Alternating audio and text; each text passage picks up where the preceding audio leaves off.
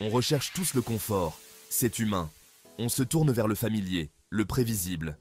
Mais la croissance, elle, la croissance se produit hors de notre zone de confort.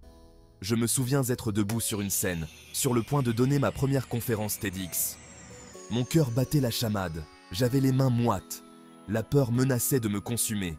Pourtant, j'ai fait ce pas, j'ai embrassé l'inconfort. Et vous savez quoi? C'était exaltant.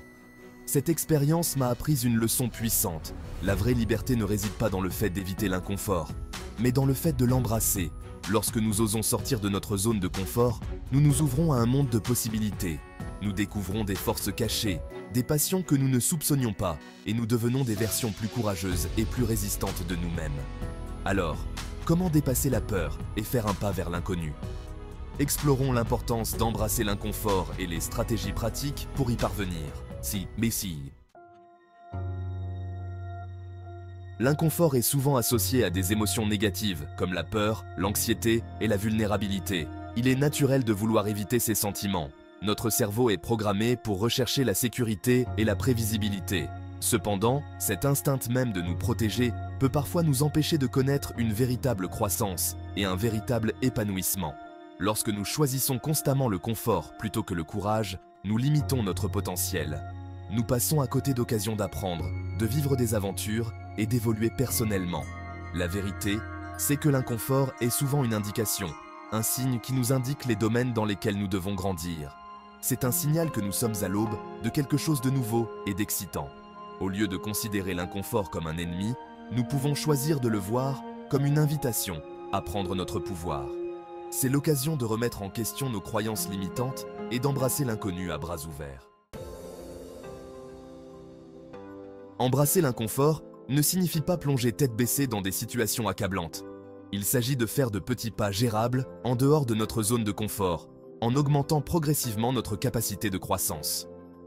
Commencez par identifier les domaines dans lesquels vous vous sentez bloqué ou insatisfait. Qu'avez-vous peur d'essayer? Quels rêves avez-vous mis de côté? Une fois que vous avez identifié ces domaines, divisez-les en étapes plus petites et moins intimidantes. Au lieu de viser un remaniement complet, concentrez-vous sur des progrès graduels.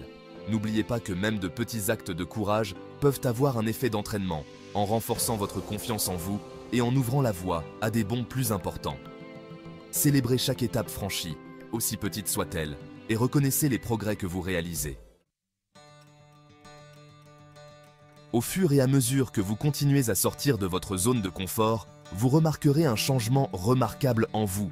Vous deviendrez plus résistant, plus adaptable et plus confiant dans votre capacité à relever les défis.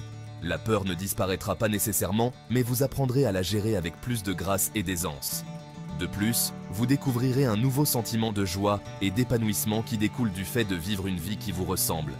Le monde s'ouvre de manière inattendue lorsque nous sommes prêts à embrasser l'inconnu. De nouvelles opportunités se présentent, des liens significatifs se créent et nous accédons à un niveau de satisfaction personnelle que seul le fait de vivre une vie qui vous ressemble. N'oubliez pas que la croissance n'est pas un processus linéaire. Il y aura des revers, des moments de doute et des moments où vous voudrez retourner dans votre zone de confort. Mais c'est dans ces moments de défi que nous découvrons notre véritable force et notre résilience.